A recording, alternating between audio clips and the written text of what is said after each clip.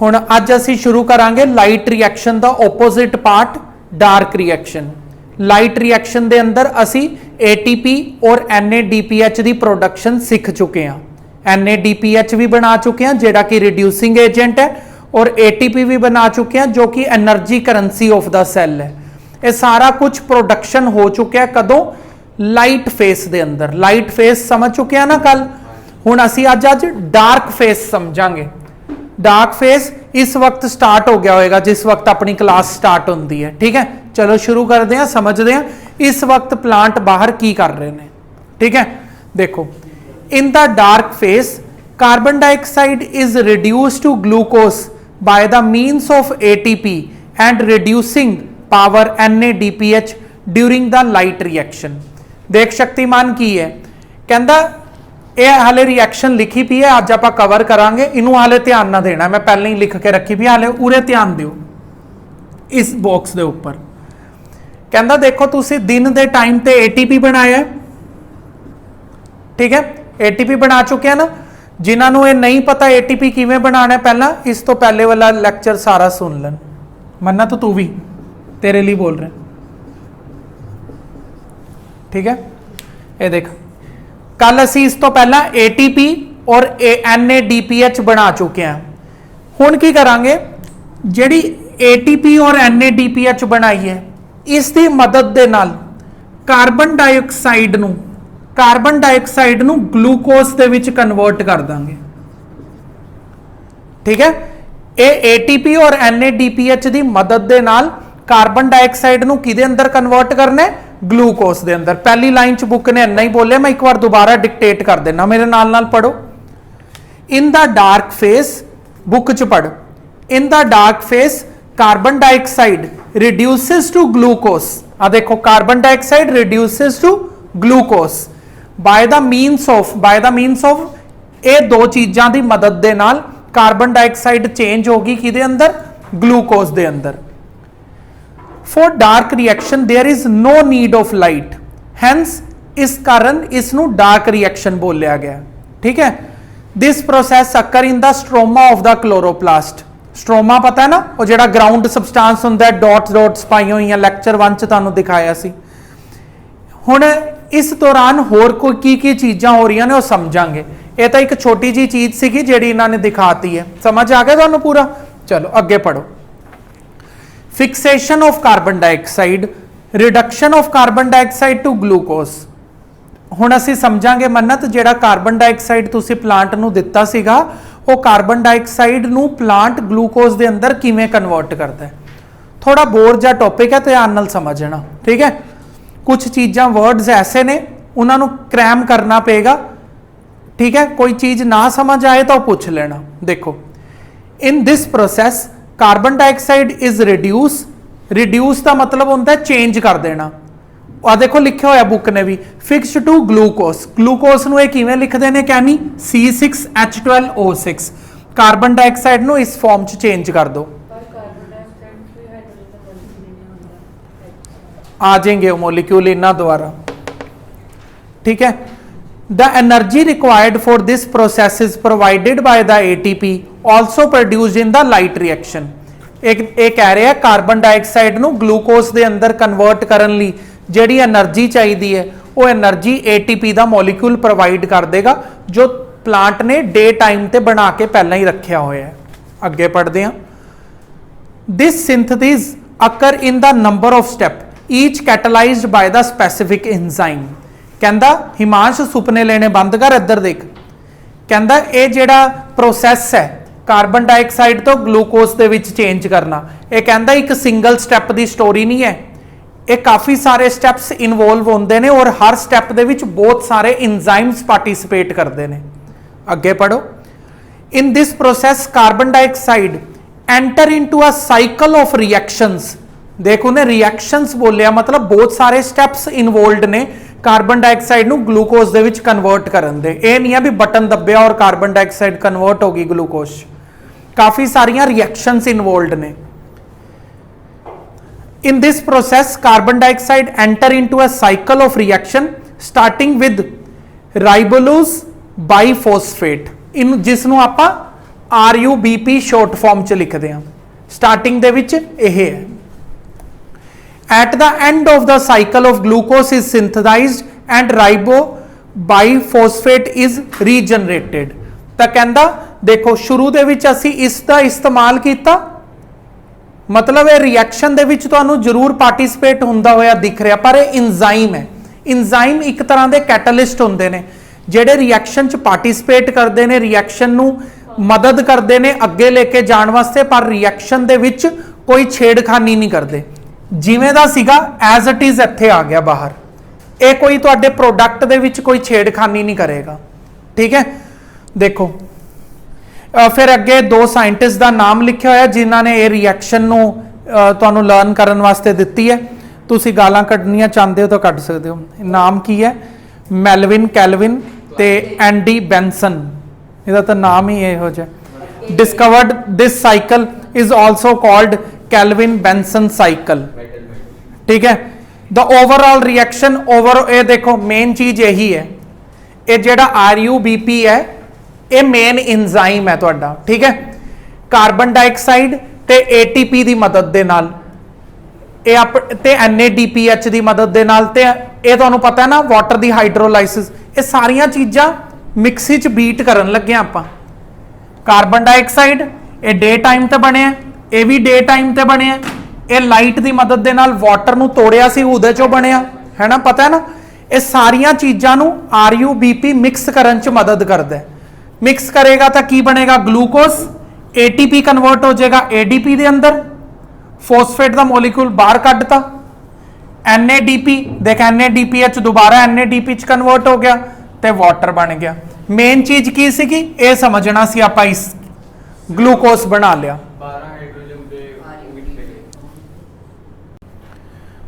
देखो एक चीज दसनी तुहानू रह गई, ध्यान नाल समझना।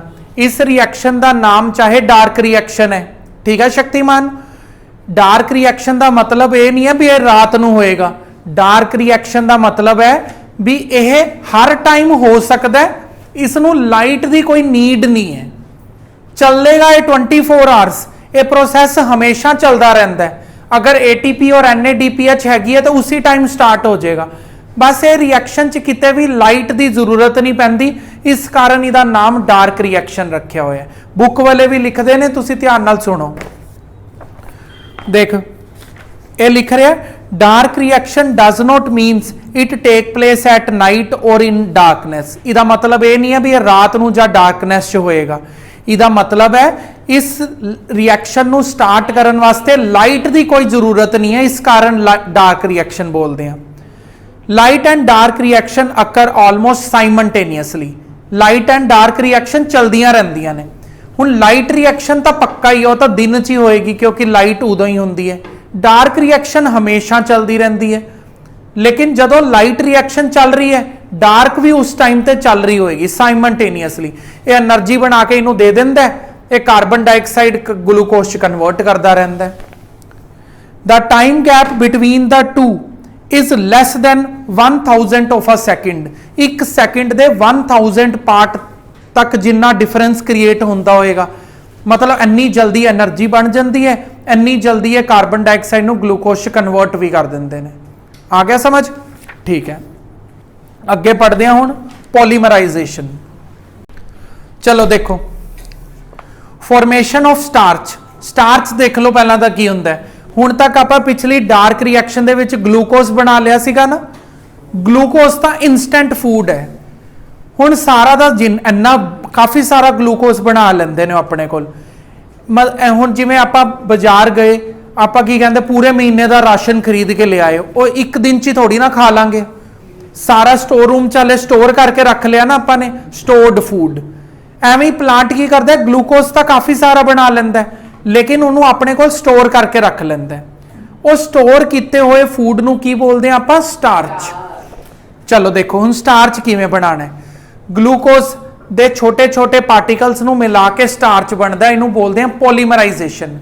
देख मैं तेनों समझा रहा, कह नहीं हुण जिवें तू अपने लिए नैकलेस बनाना है, ठीक है, बीड्स वाला नैकलेस। छोटे छोटे बीड्स नू इकट्ठे करके एक थ्रैड चो पास कर देंगे तो बन गया ना नैकलेस। हाँ यही वाला आ गया ना तेनों समझ। यानी कि ग्लूकोज के सारे मॉलिक्यूल्स नूं जोड़ते रहे तो प्लांट अपनी बॉडी च स्टोर कर लेगा आलू देखे ना, आलू की 100% स्टार्च है, मतलब सारा का सारा स्टोर्ड फूड है प्लांट का।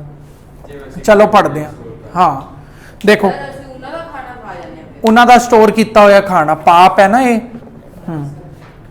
चल देखो the process by which the several molecules of glucose are transformed to produce one molecule of starch. कहता देखो ग्लूकोज के सैवरल मॉलिक्यूल्स नूं मिला के एक मॉलिक्यूल बना दो स्टार्च का, उन्होंने की कहते हैं polymerisation. The starch is insoluble in water, it is used for the storage of food in the plant cell. Plant cell के अंदर फूड स्टोरेज का काम करता है। In some plants glucose is converted into sucrose and other sugars. ठीक है, मतलब ज्यादातर तो स्टार्च ही होंगी है, कुछ प्लांट्स के विच इनू सुक्रोस और अदर शुगर्स के अंदर भी कन्वर्ट किया जाता है। ठीक है, चलो अगे पढ़ते हैं आप। एंड प्रोडक्ट ऑफ फोटोसिंथेसिस, ये आपां समझ आ गया। कहनी इधर देख फोटोसिंथेसिस के एंड प्रोडक्ट की ने, एक तो ग्लूकोज है मेन, जिन्हों दो साइंटिस्ट ने समझाया डार्क रिएक्शन के दौरान। हाँ एक अपने को वाटर है, एक अपने को ऑक्सीजन है। सब तो पहला पढ़ांगे ग्लूकोज के बारे।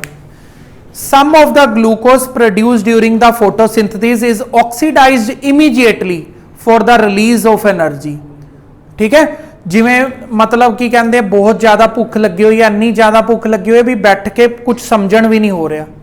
ठीक है, आप खाना शुरू किया, उहदे विचों ग्लूकोज चो कुछ एनर्जी तो इंस्टेंटली असी यूज कर ली अपने अपने आप नूं बैठ के लैक्चर समझण दे लई।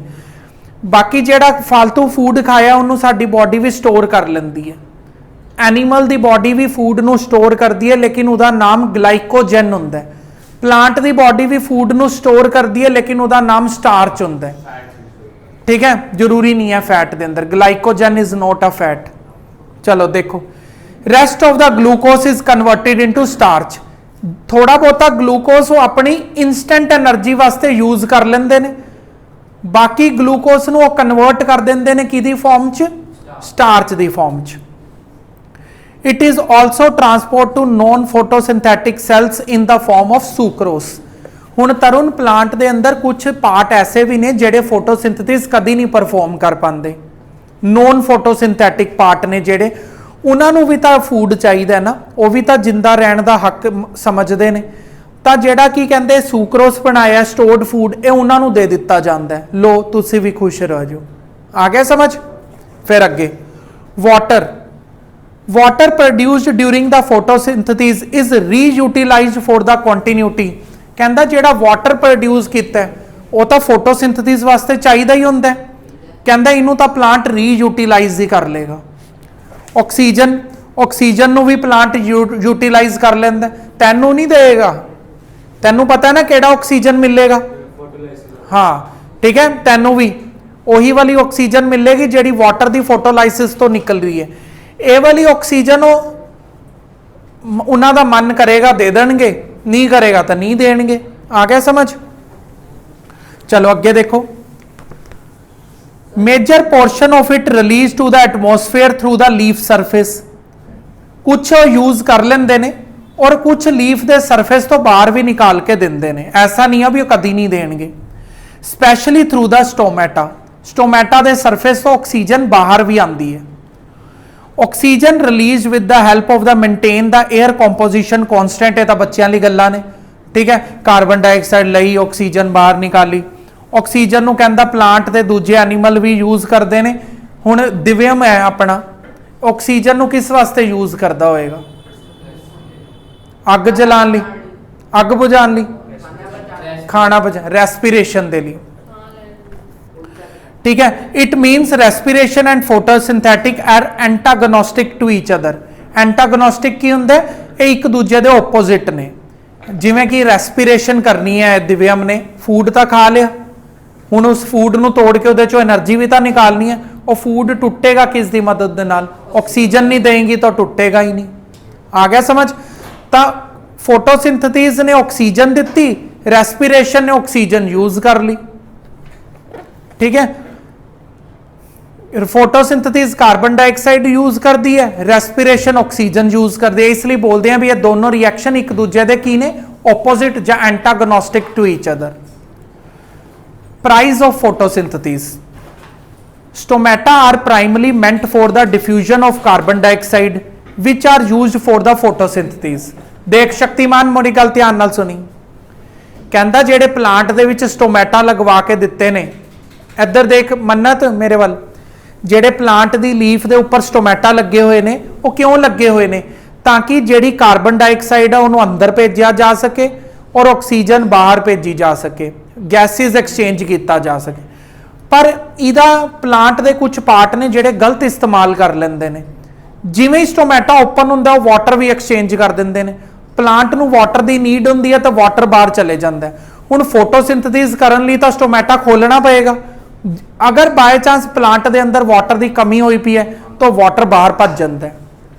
समझ आया? तो प्लांट नूं फोटोसिंथेसिस वास्ते एक प्राइस पे करना पैंदा है, वाटर वो प्राइस है।